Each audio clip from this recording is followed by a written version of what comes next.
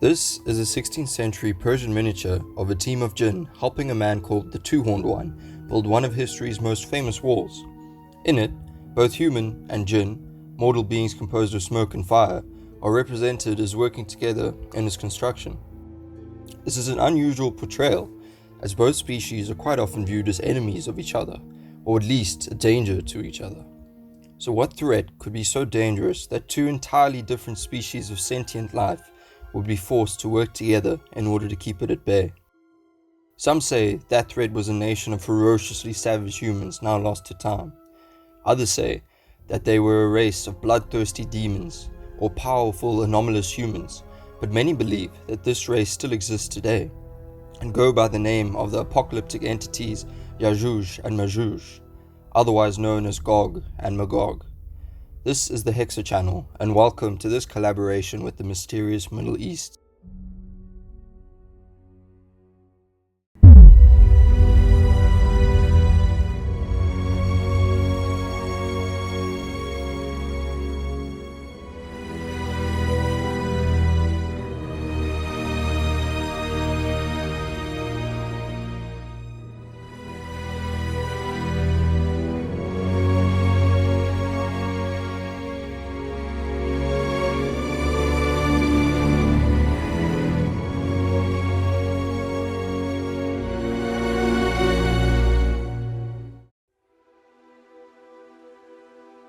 A socio-political tool to separate and demonize a race of people, or means to protect the Middle East from actual supernatural demons.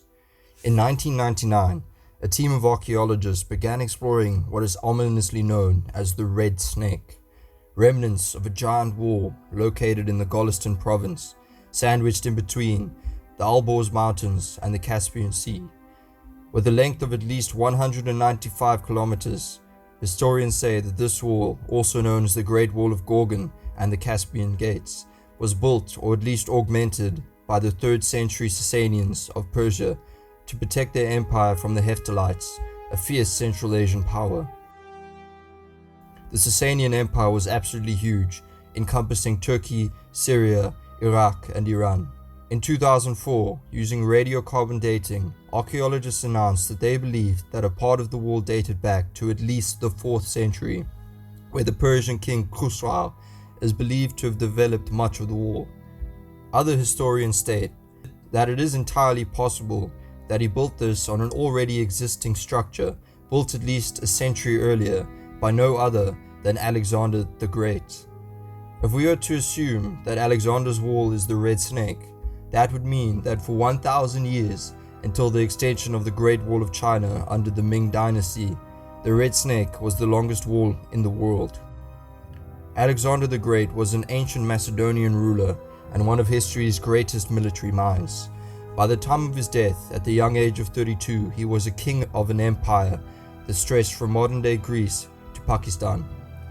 Often associated with the wall in the semi-fictional biographical book The Alexander Romance, it says that he built a wall to save the Middle East and the world from an army of cannibalistic warriors.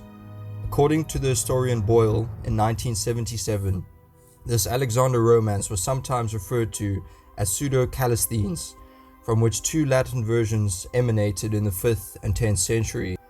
Within this book, which is a semi-autobiographical account of Alexander's life that seems more fantastical than historical, Alexander encounters a plethora of fantastical creatures, including giant insects, fairies, and a variety of different monsters and demons that challenge him on his journeys across the Middle East and Asia.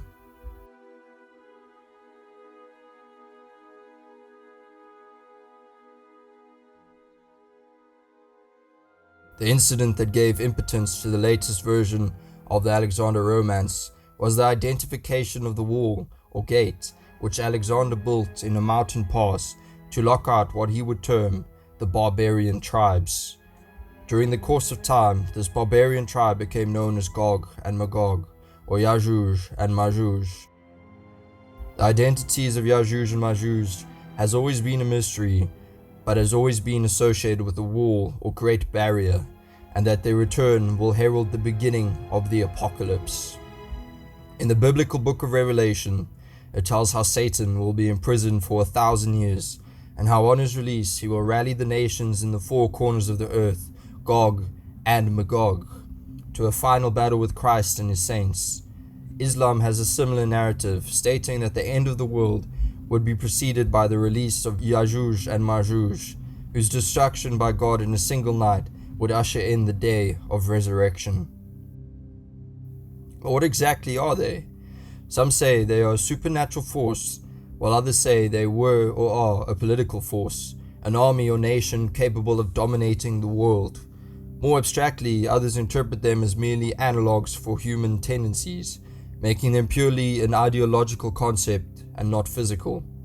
Whatever they are, they were fearsome enough for Alexander to not only build a wall to protect the ancient Middle East from them, but also, according to some traditions, employ the help of the Djinn to aid in its construction, but more about the Djinn later. This question of race and human lineage has always been a key element in identifying who Yajuj and Majuj are.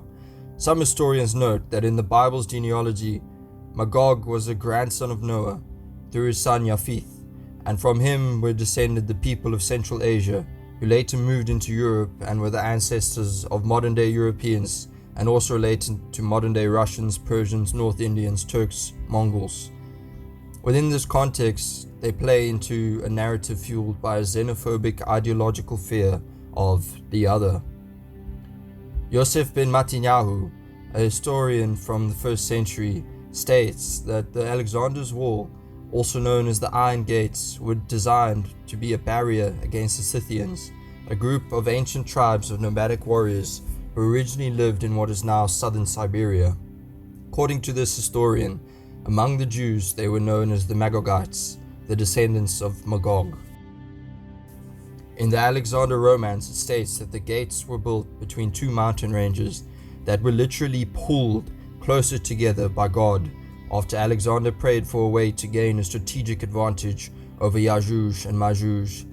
There, he builds the Caspian gates out of bronze, coating them with a fast-sticking oil.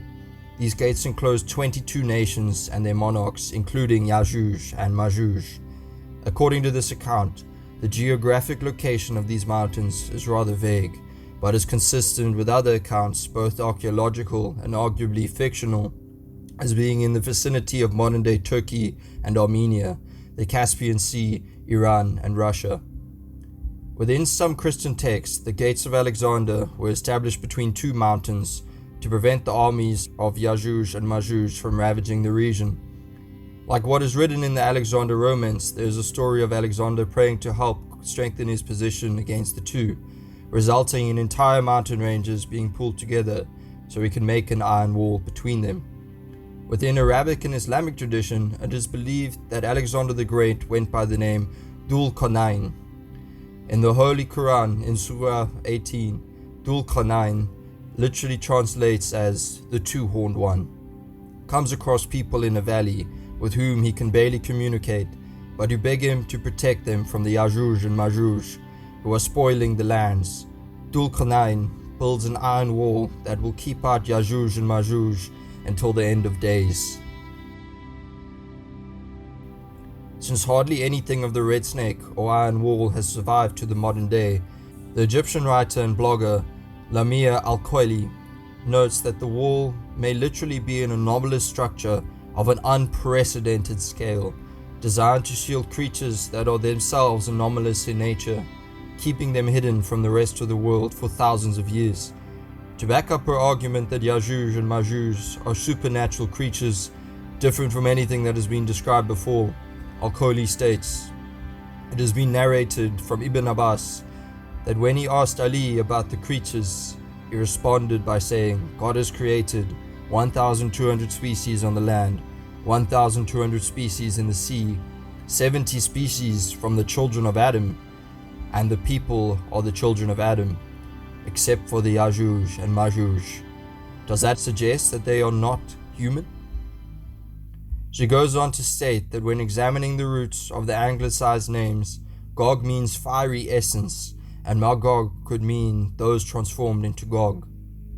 The Arabic roots for the name Gog is only associated with the uncontrollable spread of fiery matter, noting that the only creatures we know from the Quran that they are made of fire is in fact Iblis, Satan, and his clan of followers from the Djinn, the most evil of which hate humans. If this is indeed the case, that Yajuj and Majuj are a form of powerful Djinn, this would neatly take us back to our Persian miniature presented in the intro of this episode, providing us with an explanation for why Alexander the Great would employ the assistance of other Djinn in their efforts to build a structure that is essentially supernatural. A less popular theory suggests that Yajuj and Majuj are a form of Nephilim giants, and perhaps the most powerful type. The Nephilim are a Judeo-Christian concept, being ancient giants who were the offspring of human and fallen angels. According to apocryphal texts, these abominations once roamed the earth before being destroyed by an ancient cataclysmic event many interpret as being the Great Flood. In most recent times, a relatively new theory has been rising since the millennial period, is that these creatures are actually alive and well, and are in the process of re-emerging across the planet from a status of deep sleep. With the governments of the world aware of this and actively engaging with them in a secret war to keep their existence hidden and their threat neutralized. The idea that Yajuj and Majuj are giants partly originates from earlier traditions that describe them as being as tall as cedars. In this tradition, they will appear in large numbers in the northeast of the ancient world as portents of the end.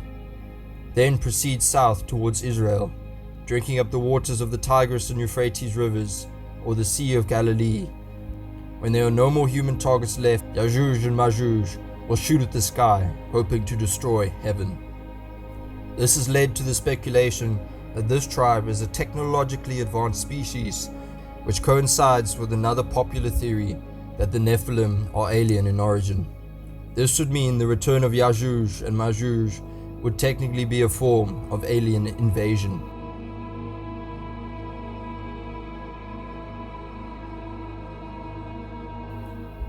Ultimately, the theories concerning Yajuj and Majuj are vast and wide, changing depending on the era and the perspective of those who read about them. The mixing of historical fact, such as the constructs of the Red Snake and the conquest by Alexander the Great, and the Quranic and biblical text that goes some way to confirm established historical understandings, to the pulp fantastical nature of texts like the Alexander romance, it is clear that the mysteries that make up the legacies of these characters will continue to be a mystery. Thanks to the mysterious Middle East, who we have teamed up with as Hexa to bring this episode to light.